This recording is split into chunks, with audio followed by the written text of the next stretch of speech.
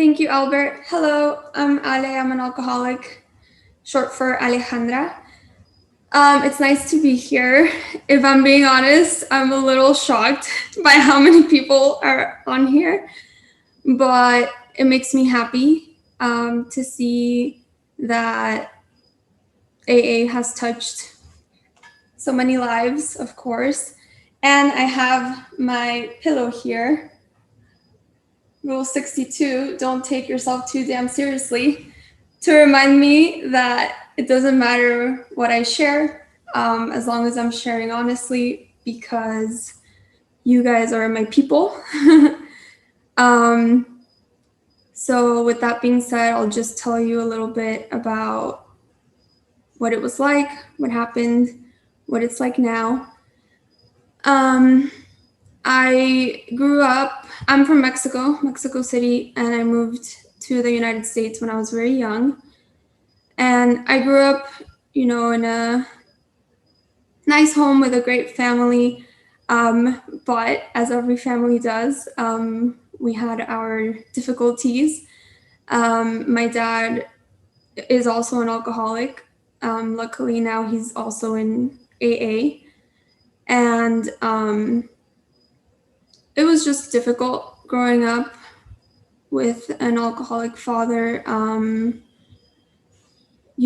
me, the biggest thing I can remember is like the uncertainty and not knowing what mood my dad was going to be in when he came home, whether he was going to be, loving and caring or angry and dismissive.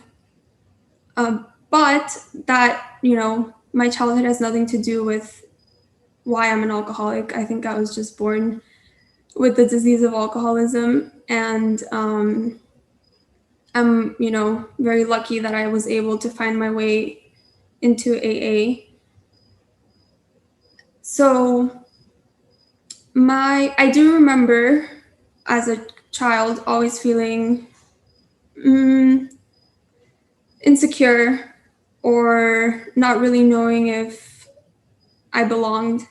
And I remember being good at getting along with anyone, really. Like, even though that's how I felt inside, I knew how to show the outside world something completely different.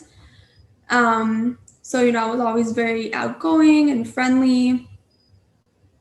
But, like in my head, I thought, even though I was acting like I trusted you and like we were friends, inside I really felt like they're not really my friends.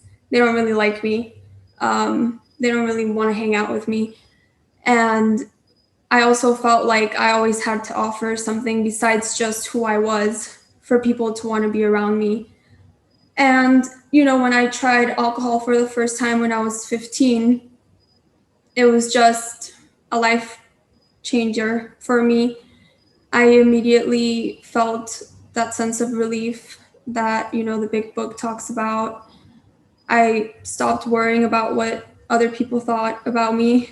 And I really felt like I belonged because I didn't have I wasn't connected anymore to those parts of myself that made me feel apart from you. Not when I was, under the influence of alcohol. And, that's part of what I learned in AA. It's part of the ism, right? It's not the alcohol, it's the ism. And I had that way before I ever consumed my first drink. But for me, it was a very quickly progressing disease. So by the time I was 20, I came into AA. So yeah, I only drank for 5 years, only because, man, I really, I hit my bottom in those 5 years. And although some people say like, oh, you're so lucky, you came in quickly and young, maybe I didn't lose a lot of external things because I didn't have any external things to lose. I didn't have, I wasn't an adult. I didn't have my own house or a family or I guess children. I did have a family, and I did lose my relationship with my family. I lost my relationship with myself. I lost any connection I had with anything greater than me. I guess I should say I lost my relationship with my true self, because I definitely had a relationship with my ego, my selfish self, and that's all that mattered. Like, it's crazy to see. Now I have 5 years of recovery. I got sober March 14th, 2015. And it's crazy to see how much I've been able to grow in terms of just seeing past myself. And I owe that all to Alcoholics Anonymous. So, I don't really like to get into what it was like when I was drinking. I think a lot of us have different circumstances, different details to our stories. But in the end, we know what it felt like, and that's why we're here. And, for me, I just remember after many conversations with my dad was already in recovery. He had 5 years when I came into the program. And now my little sister, after I got 5 years, is starting also her own journey of recovery. But I just remember after many conversations, with my dad, of him kind of trying to help me see what I wasn't seeing, and just bumping my head or tripping over the same stone over and over again. And really, like when I had these conversations with my parents, I really meant what I was saying. I really meant, like, you can trust me, I'm not going to mess up again. But little did I know where this all really came from, the disease of alcoholism, and how I had no control over what happens after I take the first drink. So, there was a lot of those conversations. There was a lot of things that I told myself I would never do that I did. There was a lot of dangerous situations that I placed myself in, and a lot of guilt, a lot of shame, and just an overwhelming sense of loneliness and mistrust in myself, in the world around me, in people. And one morning, I woke up from being hungover, and for some reason, I had this moment of clarity where I realized, oh my gosh, I'm a liar. Like, every time my parents try to talk to me about this, like, I pretend like I don't know what they're talking about and everything's fine, but I do know what they're talking about. And it was just like, the language of the heart that we speak in these meetings. I feel like that's probably the first time I ever really tapped into my soul or something. And I was truly honest with myself and, admitted to myself, like, I don't know what I'm doing. I have no idea what I'm doing. I have no control over my life whatsoever. I'm absolutely miserable.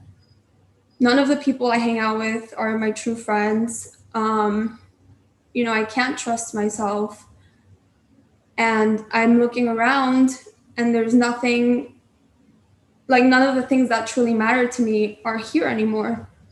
And like I said, I guess I was lucky that I have someone in my family that was in recovery, and I was able to ask for help. And, my parents, I guess they were hoping the day would come, so they already kind of had a plan.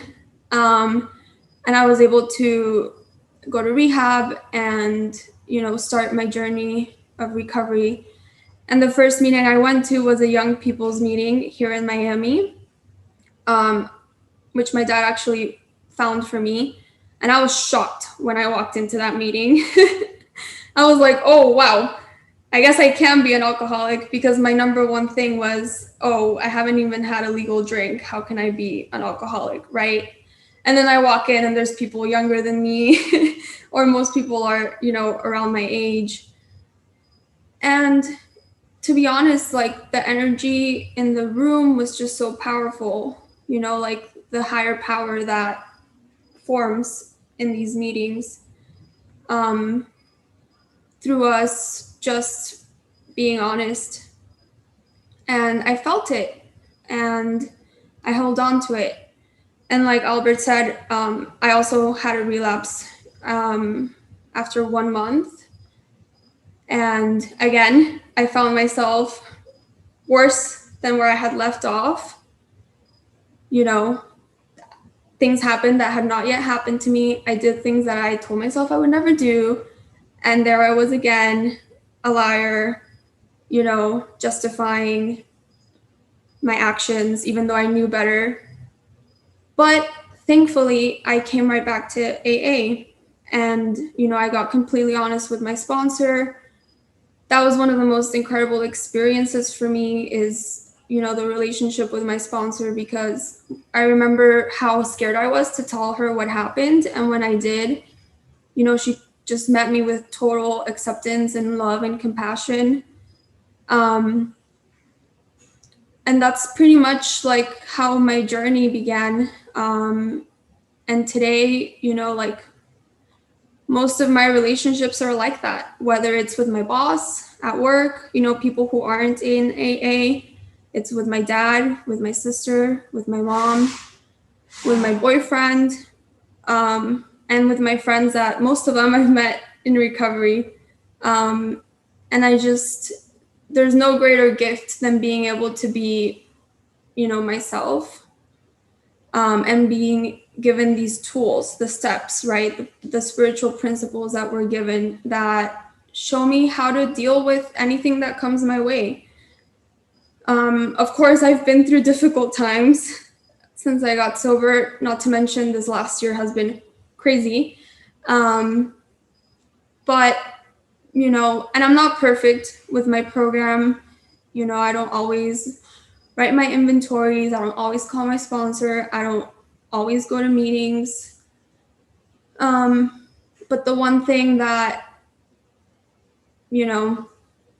I am very adamant about is using these principles in all of my affairs. Like, I love that it's hard for me to lie today because I don't like feeling that way about myself. I don't like making myself feel uncomfortable anymore. I don't like putting myself in dangerous situations or overcomplicating my life. Like, this program taught me how simple life is. And it's funny because I learned that by coming to meetings with people that have some of the most complicated minds, right? But it really is simple. And when I use the tools that were given to me, sponsorship, calling other alcoholics and listening to what they're going through to get out of myself, doing service, even if I'm nervous. I don't know, just everything always kind of, the little pieces always fall into place. And I remember that, I'm not running the show. It's my higher power. And thank God, because when I was trying to, run my own life, it was a complete mess. And today, most of the time things never work out the way I think they're going to. And I end up realizing that, it's better than what I could have planned or manipulated into happening. And I'm really grateful for, young people meetings. I'm really grateful for AA in general, of course, and Ficky Pop, because I did get involved, like Albert said. I had 3 months after my relapse. I had 3 months of being back. And, my friends from the young people's meetings told me, we're going away this weekend, get in the car. And I did, and I just had the time of my life. And now I can't wait till it's in Miami and I can go with my little sister. You know, and it's been great to be a part of the bids every year, and then now the host committee. It's a lot of work, but you know, the purpose and the reason we do it is so important. Just to, you know, for me, it was really scary to think of getting sober so young. I thought I wasn't gonna have a life anymore. I thought I wasn't gonna dance again, laugh. And what I found was the complete opposite. Like, it's in Figgy Paw and in AA that I've actually had true moments of joy and happiness and fun. And also, not to mention, with the business meetings and having a business position and doing service, it's taught me like how to become an actual adult. So I'm really grateful just for every aspect of the program. And I'm really glad that I was asked to share tonight. And I'm excited to hear what everybody else has to share. Thank you.